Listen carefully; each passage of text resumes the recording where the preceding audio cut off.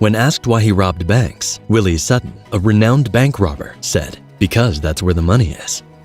Before the advent of the computer and the internet, banks were the target of infamous outlaws who subjected bank employees and customers to force, violence, or threat of violence, and got away with millions of dollars. In today's episode, we narrate the life and robberies of the 10 most renowned bank robbers of the last 2 centuries.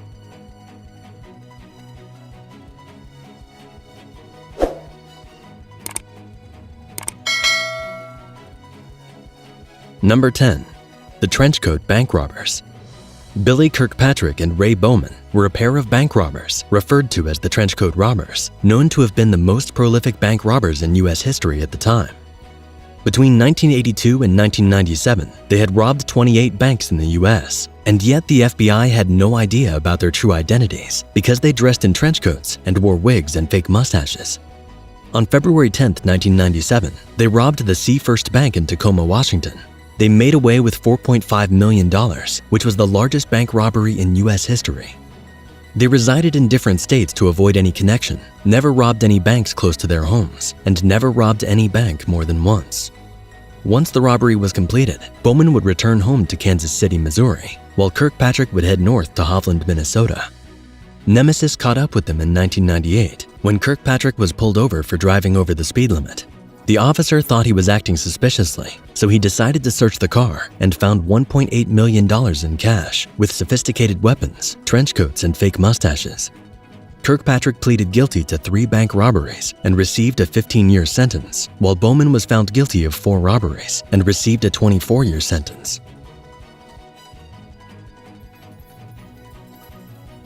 Number 9. Herman Lamb. Lamb was a German-American bank robber, credited for developing the Lamb robbery techniques and considered the most efficient bank robber of the century. Born in April 1890, Lamb started as a soldier in the Prussian army, but migrated to the U.S. just before World War I.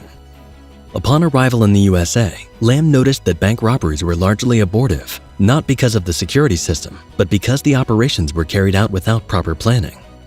He quickly started adapting his military tactics, precision, and discipline into the art of crime. He developed a meticulous planning system known as the Lamb technique, which is based on the concept of developing escape routes before planning the actual robbery.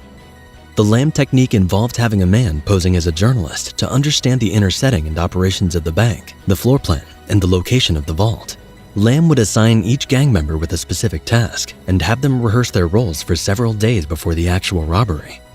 Lamb believed timing to be everything. He used a stopwatch during the rehearsal sessions. He made gang members understand that they could only stay in the bank for a limited time, irrespective of how much money was left. Most importantly, he used a nondescript vehicle with a high-powered engine and recruited men who had participated in auto racing as getaway drivers. Lamb would map an escape route from the nearby back roads of the bank and have the getaway driver practice runs on the escape route and alternative routes under various traffic conditions.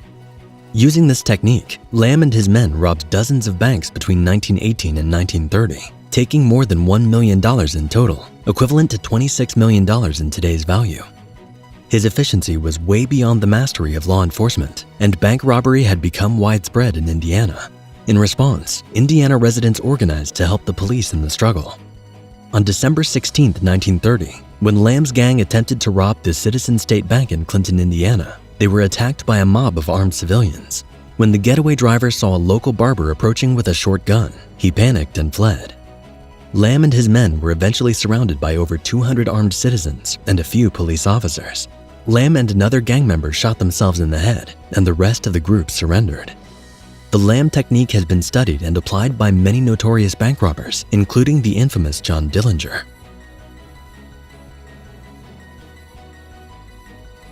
Number 8. Bonnie and Clyde.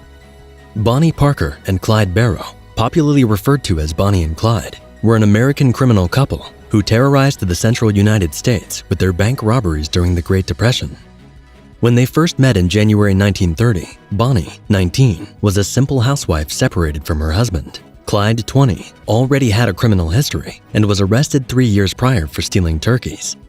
Many believed that Bonnie joined Clyde in his criminal enterprise simply because she was in love with him. The couple started their robbery operations with small stores and gas stations and eventually graduated to bank robberies. On Christmas Eve of 1932, William Jones, a family friend of Clyde's, joined the gang at age 16, and all three left Dallas on Christmas Day.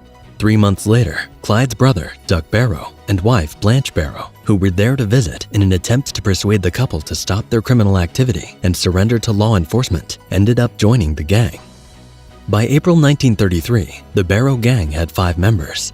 They began robbing local stores and gas stations, killing anyone, whether civilian or law enforcement, who got in their way. They rented an apartment in a quiet neighborhood in Joplin, Missouri. The gang ran loud, alcohol-fueled card games late into the night, during which, on one occasion, Clyde accidentally fired a gun. Neighbors called the police, but the gang fired automatic rifles, killing Detective Harry McGinnis, fatally wounding Constable J.W. Harriman, forcing some of the policemen to hide behind an oak tree while the rest of the law enforcement crew fled. The gang escaped, leaving behind most of their belongings, including photographs of gang members posing with a gun and unique moments of Bonnie and Clyde. The images portrayed the youth and wild nature of the gang, especially Bonnie and Clyde. They covered the front page of newspapers throughout America. This introduced new criminal superstars to the American public. They immediately overshadowed John Dillinger and Pretty Boy Floyd, who dominated press coverage for their criminal exploits and good looks. In May of 1933, they robbed the bank in Lucerna, Indiana, and the bank in Okabena, Minnesota.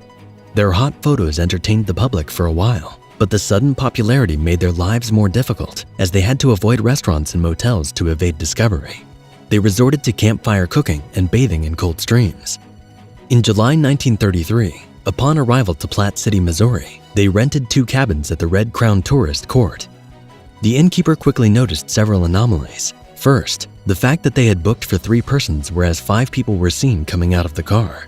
Secondly, the driver had backed into the garage gangster style for a quick getaway. Thirdly, they paid for their stay, food, beer, and everything in coins rather than bills.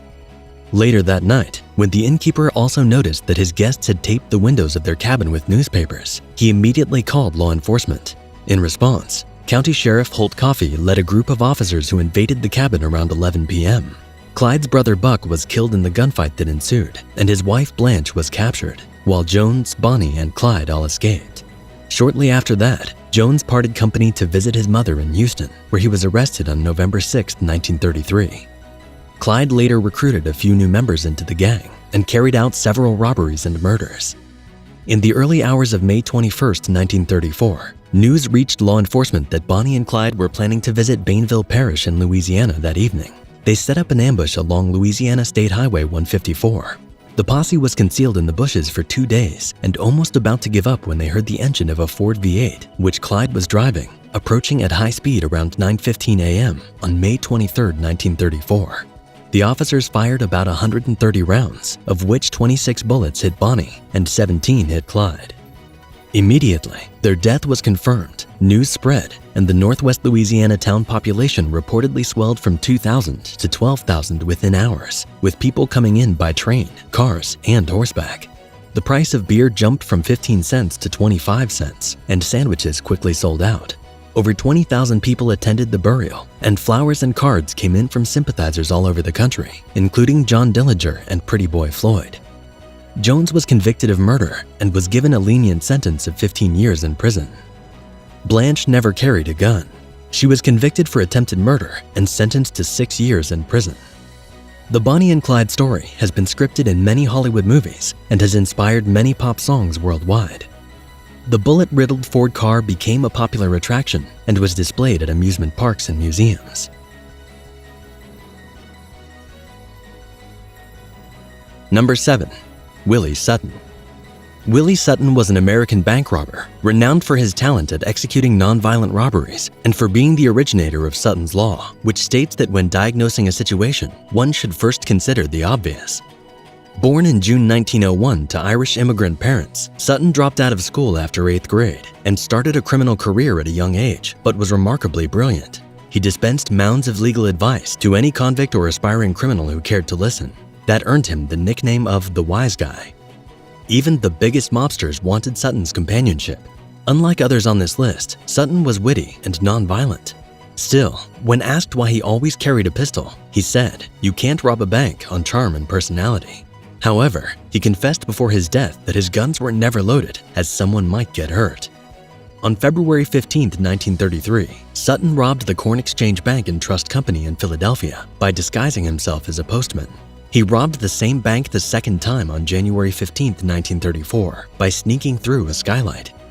He also robbed other banks and jewelry stores by disguising himself either as a police officer or a maintenance man. He usually arrived at the premises shortly before they opened for business. In February of 1934, Sutton was arrested and sentenced to 25 years in prison. Early in his sentence, he and 12 other inmates dressed as prison guards and carried 2 ladders across the prison yard to a wall. When the prison searchlights hit them, Sutton yelled, "It's all right," and so no one stopped them.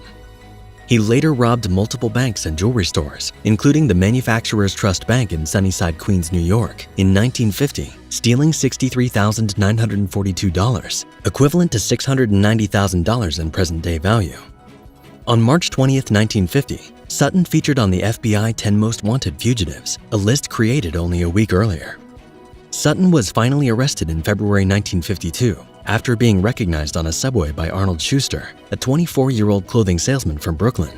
He was sentenced to 30 years in prison, but released after 17 years for good behavior.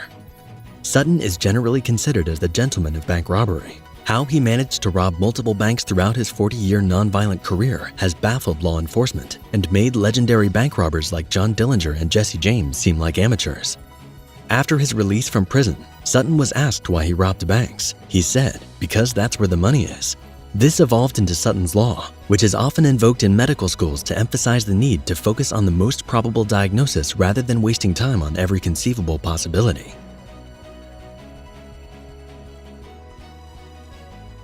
Number 6. Carl Gugasian. Carl Gugasian, also known as the Friday Night Bank Robber, is an American bank robber believed to have been the most educated and tactical bank robber in American history.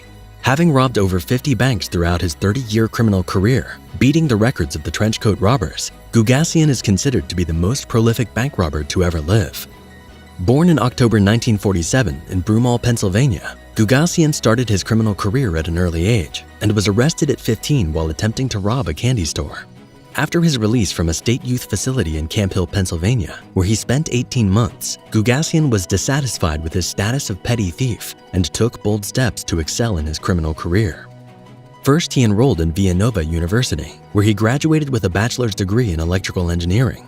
He then served in the U.S. Army at Fort Bragg and received Special Forces and Tactical Weapons training.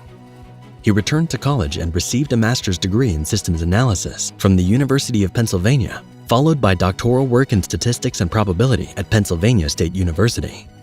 This was the beginning of a long and flourishing career in bank robbery. He used topographical and street maps to plan his robbery and chose banks in small towns, which were next to wooded areas by nearby highway on-ramps. In the summer, he would create a cache in the woods where the stolen money would be stashed, then observe the bank for several days to get a clear insight of internal activities and employee behavior, waiting to strike in fall or winter for earlier darkness. He wore a mask and bulky clothes to cover his build and walked in a crab-like manner to confuse estimates of his height and to conceal his way of walking. He would vault the counter in a standing jump, landing with a frightening crash, before emptying all the cash into his bag. His operations usually took less than 3 minutes. Wearing a scent block to hide his trail, he would run into the woods and hide the money and evidence in the cache. From there, he would ride a bike through the woods to a van parked on the other side of the woods near the highway, where he would load the bike and drive home clean. He carried out his robberies only on Friday nights just before closing time, knowing it to be the time when customers were least present and when the bank had the maximum cash in hand.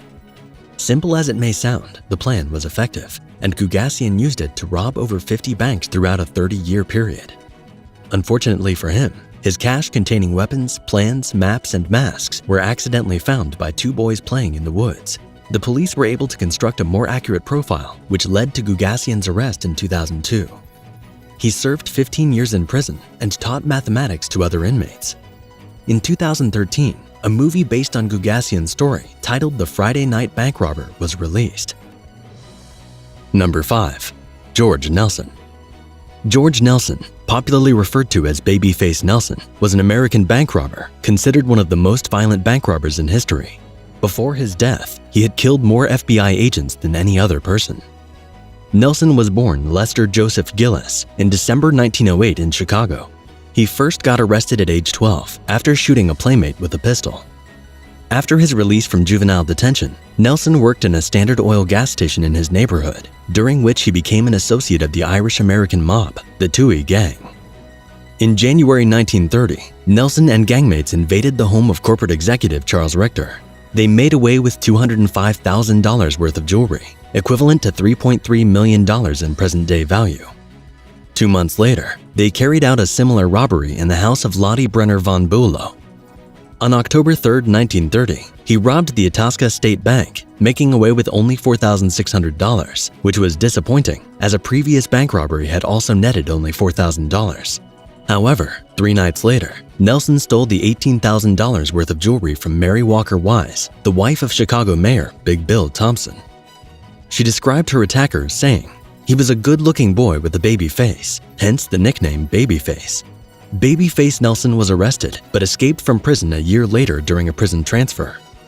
Nelson was more skilled in jewelry robbery than robbing banks, but not for long. He was introduced by a fellow gangmate to Eddie Benz, a notorious outlaw, who trained Nelson in the art of bank robbery. Together, they robbed the People's Savings Bank in Grand Haven, Michigan, on August 18, 1933. The Grand Haven robbery marked the completion of Nelson's training, making him ready to run his own bank robbery gang.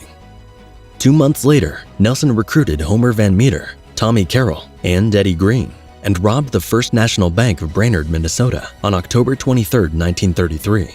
The operation netted $32,000, equivalent to $640,000 in present-day value. Nelson sprayed machine gun bullets at bystanders as he made his getaway, killing Special Agent W. Carter Baum and Detective H.C. Perrin, and wounding Detective Al Hartman. The gang members parted ways, and Nelson moved to San Francisco. He recruited John Paul Chase and Fatso Negri for a new wave of bank robberies the following spring. On March 6, 1934, Nelson and his 2 recruits teamed up with the 2 most notorious bank robbers at the time, John Dillinger and John Hamilton, and robbed the First National Bank in Mason City, Iowa, of $52,000, worth approximately $1,040,000 in present-day value. Though the gang had no official leader, it was referred to as the Second Dillinger Gang due to Dillinger's extreme notoriety. Shortly after, the gang brought in another famous bank robber, Charles Arthur Floyd, popularly referred to as Pretty Boy Floyd. On June 30, 1934, they robbed the Merchants National Bank in South Bend, Indiana, during which Nelson and Van Meter engaged the police outside the bank in a gun battle, while Dillinger, Pretty Boy, and the rest of the gang emerged from the bank with sacks containing $28,000. They brought 3 hostages with them, including the bank president. Police officer Howard Wagner was killed, while Van Meter sustained a minor injury. Pretty Boy Floyd's criminal exploits had gained widespread press coverage. He was cheered by the public because he would burn mortgage documents during robberies, freeing many people from debts. By October 1934, Dillinger, Van Meter, and Pretty Boy Floyd had been ambushed by the FBI. Nelson was the only man standing and had become public enemy number 1. At that time, Nelson and his wife wandered from place to place, mostly hiding in auto camps between Nevada and California. On November 27, 1934, while Nelson and his wife were heading towards Chicago in a stolen Ford V8, they caught sight of a sedan driven by FBI agents on the opposite side of the road. Both parties simultaneously caught sight of each other, and both made several U-turns. In the gun battle that ensued, Nelson killed 2 FBI agents, but received 9 bullets. Still, Nelson managed to escape to a safe house on Walnut Street in Wilmette, Illinois, where he died later that evening.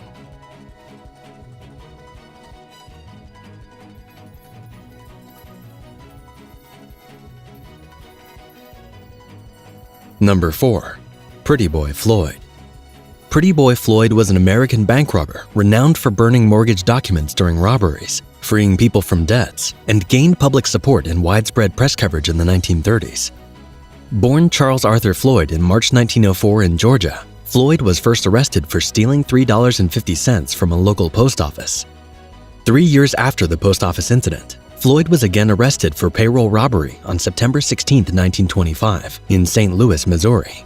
He served over 3 years, 6 months in jail. The payroll master whom Floyd had robbed described him as Pretty Boy with apple cheeks. During Floyd's time in jail, he made acquaintances with other men in the Kansas City underworld, with whom he executed a series of bank robberies after his release. In May 1930, Floyd and partners robbed a bank in Sylvania, Ohio.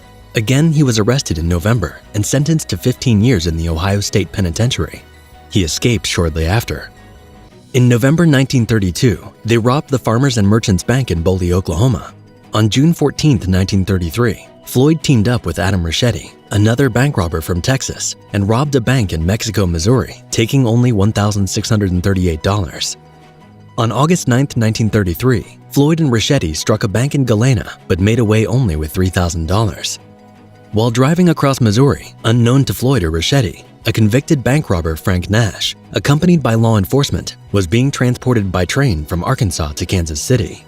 Attempts to free Nash resulted in what would be known as the Kansas City Massacre, in which Police Chief Otto Reed, FBI Special Agent Ray Caffrey, and Kansas City detectives William Grooms and Frank Hermanson were all killed.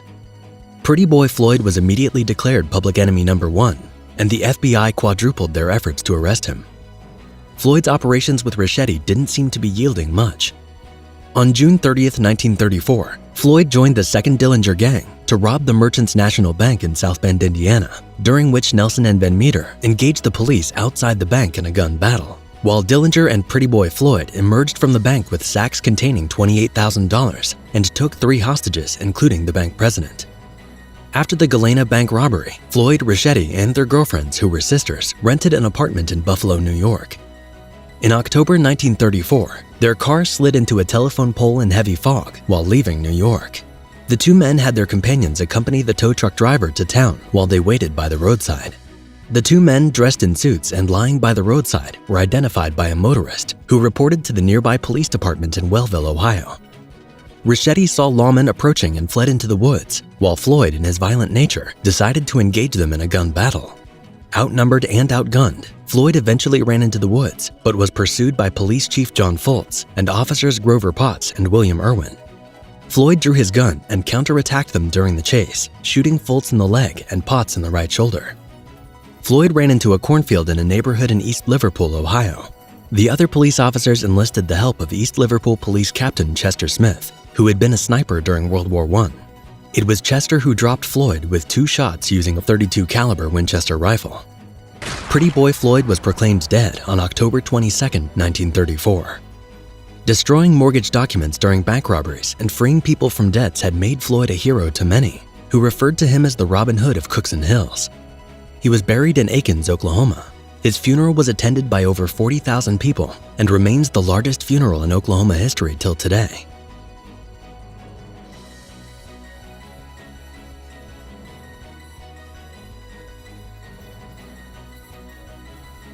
Number 3.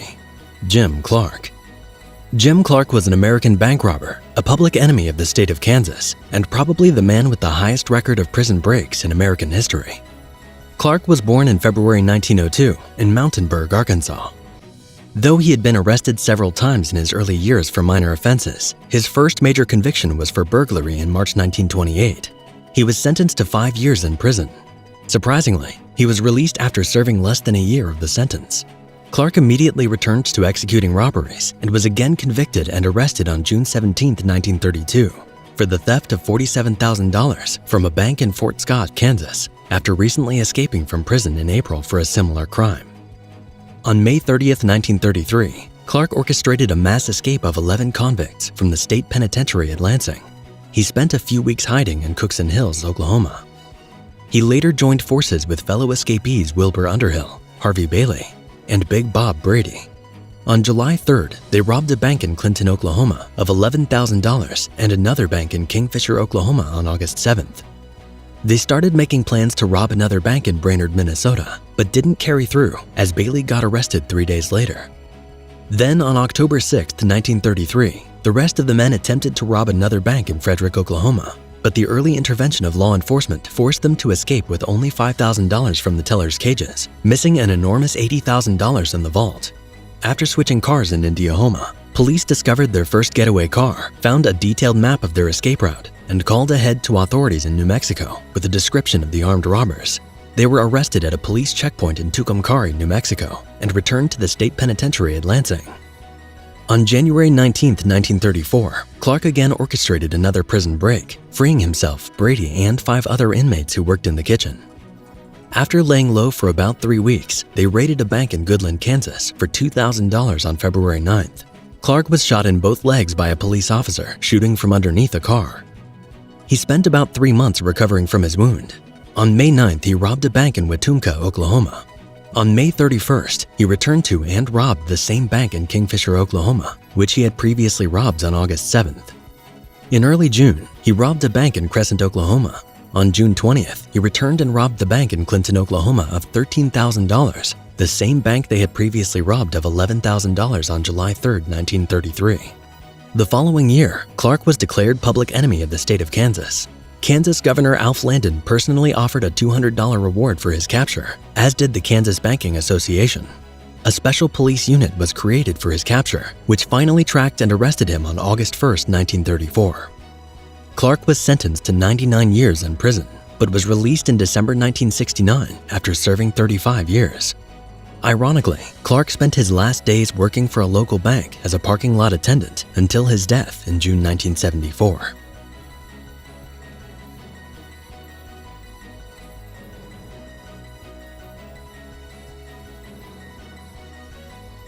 Number 2. John Dillinger. John Dillinger was an extremely notorious American bank robber and leader of the infamous Dillinger Gang.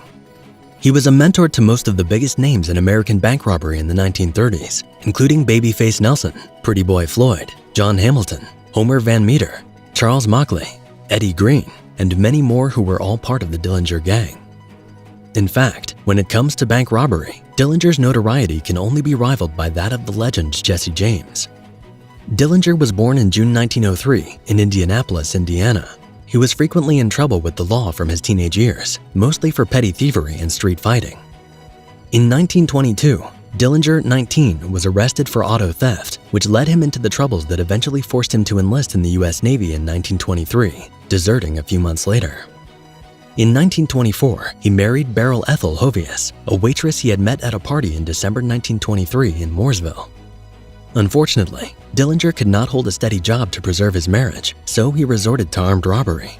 The same year, he was arrested for robbing a local store, during which a victim was injured. After discussing the matter with the Morgan County prosecutor, Dillinger's father advised him to confess to the crime without retaining a defense attorney. They expected a lenient probation sentence. To their greatest surprise, Dillinger was slammed with a 20-year sentence. His father regretted his advice. His plea for leniency for his son fell on deaf ears.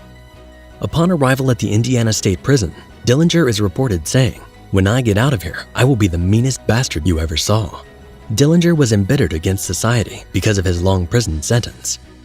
While in prison, he befriended seasoned bank robbers like Harry Pierpont, Charles Mackley, and Hover Van Meter, who initiated Dillinger into the world of bank robbery, though he eventually became their master. Dillinger became fascinated with Herman Lamb's robbery techniques, which he meticulously studied as the men planned heists that they would commit once released. Dillinger's father launched a petition to have him released and gathered 188 signatures, resulting in parole on May 10, 1933, after serving 9.5 years in prison. Before his release, Dillinger had already conceived a plan to enable the escape of the new friends he made in prison. His friends later executed the plan and escaped. On June 21, 1933, just 1 month after his release, Dillinger robbed his first bank, the New Carlisle National Bank, of $10,000. On August 14th, he robbed a bank in Bluffton, Ohio. Dillinger was arrested and taken to the Allen County Jail in Lima, Ohio. On October 12, 1933, 3 of the friends he had helped escape, Harry Pierpont, John Hamilton, and Hover Van Meter, impersonated Indiana State Police officers, landed in Allen County Jail, claiming they had come to extradite Dillinger to Indiana. When the sheriff, Jess Sarber, asked for their credentials, Pierpont shot Sarber dead and released Dillinger from his cell. The gang executed dozens of bank robberies, accumulating over $300,000, equaling over $6 million in today's value. After committing a series of bank robberies, Dillinger planned a final job: to rob the First National Bank in Mason City, Iowa, estimated to yield $250,000, with which he intended to leave the country for good. The gang arrived in Mason City, Iowa on March 12, 1934. Eddie Green and Van Meter stayed the night at the YMCA building across the street and surveyed the surroundings of the bank, while the other 5 gang members spent the night at the Manley Hotel, just 9 miles north of Mason City. At 2:40 p.m. on March 13, 1934, a dark blue Buick sedan stopped in the First National Bank in Mason City, Iowa. 6 heavily armed men, Babyface Nelson, John Hamilton, Eddie Green, Tommy Carroll, Van Meter, and John Dillinger, all dressed in trench coats and fedora hats, stepped out of the sedan. Nelson and Carroll positioned themselves across the street, looking out to neutralize any intervention. Hamilton, Van Meter, and Eddie Green entered the bank, shooting into the ceiling and shouting orders. Dillinger stood guard in the doorway to supervise operations inside and outside, while John Paul Chase remained in the car, ready to drive off. The bank president, Willis Bagley, ran into his office and locked the door behind him. Van Meter sprayed bullets through the wooden door but missed Bagley. While Van Meter and Eddie Green cleaned out the teller's cash drawers, Hamilton accompanied the assistant bank cashier, Harry Fisher, to the vault. Switchboard operator Margaret Geeson Johnson crawled to the balcony and shouted for help. Babyface Nelson, standing right below, responded, "You're telling me, lady?" At the vault, Fisher dropped a bag of pennies, which Hamilton greedily bent down to retrieve, allowing the steel gate to close behind him and Fisher. Fisher started passing stacks of $1 bills through the bars to Hamilton. By that time, law enforcement had received the alert, but Officer James Buchanan and Police Chief E.J. Patton watched from across the streets, but couldn't do much as the robbers emerged with bank employees and customers as human shields, forcing them into the getaway car as hostages and making them stand on the running boards of the car. The vehicle was so loaded with hostages that it could only run at 15 miles per hour. As they progressed a few miles up Federal Avenue, Miss Minnie Payne, an elderly woman who had been taken hostage, suddenly cried, "Let me out, this is where I live." Dillinger ordered his men to let her out. Like a city bus, hostages were allowed to jump off the car at various stops. They expected to get $250,000, but because the shrewd teller handed stacks of $1 bills, they only made away with $52,000, equivalent to over $1 million today. Dillinger was very disappointed. Shortly after the robbery, Dillinger took refuge in Chicago, frequently visited a brothel, and became romantically involved with one of the girls, Polly Hamilton. The brothel was owned by Anna Ivanova, a Romanian immigrant who was facing deportation. Ivanova agreed to offer the FBI information on Dillinger in exchange for their help to prevent her deportation. She revealed that Dillinger, Hamilton, and herself would be visiting the Biograph Theater in Chicago in the evening of July 22, 1934. By 8:30 p.m. on the given date, a group of special agents led by Melvin Purvis had taken a position outside the theater. At about 10:40 p.m., Dillinger was sighted coming out of the theater, accompanied by the 2 women. Dillinger immediately suspected the presence of law enforcement. He quickly moved ahead of the 2 women and ran into a nearby alley, but was pursued by 3 special agents who opened fire when Dillinger reached into his pocket to get his gun. Dillinger was shot 6 times. He fell face flat and died. Dillinger's death came just 2 months after the deaths of Bonnie and Clyde. After being used by the FBI, Anna Ivanova was later deported to Romania nonetheless.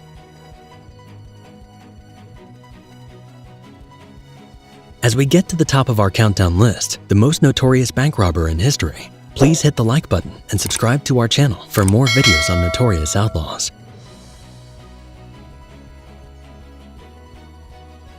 Number 1. Jesse James. Jesse Woodson James was an American outlaw, bank and train robber, and leader of the James Younger gang. Even before his death, he had become a legendary figure of the Wild West. Jesse James was born in September 1847 in Clay County, Missouri. He was one of the many outlaws inspired by the insurgencies of ex-Confederates following the outbreak of the Civil War. On February 13, 1866, Jesse James, 18, and brother Frank James committed the first daylight armed robbery in the United States during peacetime, the robbery of the Clay County Savings Association in the town of Liberty, Missouri. On May 23, 1867, they robbed a bank in Richmond, Missouri, during which the mayor and 2 others were killed. A year later, the James brothers joined forces with the Younger brothers, Cole, Jim, Bob, and John, to form the James Younger gang. On December 7, 1869, the gang robbed the Daviess County Savings Association in Gallatin, Missouri.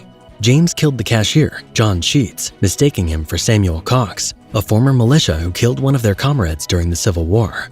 It was the first time Jesse was publicly labeled an outlaw by Missouri Governor Thomas Crittenden, who placed a $5,000 bounty on him. The gang carried out a series of robberies from Iowa to Texas and from Kansas to West Virginia, robbing banks and stagecoaches, carrying out their crimes in front of crowds. On July 21, 1873, they derailed a Rock Island Line train west of Adair and stole over $3,000, valued at almost $70,000 today. On September 7, 1876, they attempted to rob the First National Bank of Northfield, Minnesota, but the acting cashier, Joseph Haywood, refused to open the safe, claiming it was secured by a time lock, even though they held a knife to his throat. As the assistant cashier fled through the back door, he was shot and wounded in the shoulder, causing the citizens of Northfield to raise alarm. The robbers fired into the air outside to clear the street as they attempted their escape, thereby causing the townspeople to fire back. 2 of the gang members were killed, while the other younger brothers were arrested. Only Jesse and brother Frank managed to escape. The James brothers fled to Missouri. While Frank seemed to settle down and take a break from crime, Jesse recruited a new gang in 1879, robbing banks, stores, and trains. During that time, the Ford brothers, Bob and Charlie, who happened to be 2 of Jesse's new recruits, were secretly negotiating with Missouri governor to assist in Jesse's capture in exchange for their amnesty and the $5,000 bounty on Jesse.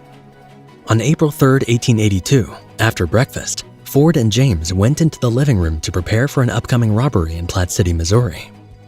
As Jesse walked across the room, he noticed a dusty picture and climbed on a chair to clean it. Bob Ford immediately drew his gun and shot him from behind. The death of Jesse James became a national sensation. Though the Ford brothers were granted amnesty by Missouri Governor Thomas Crittenden, the increasing pressure from public sympathizers forced them to flee Missouri without collecting the full bounty. Charlie Ford committed suicide on May 6, 1884, while Bob Ford was shot dead on June 8, 1892, by Edward O'Kelly, an outlaw and Jesse James sympathizer.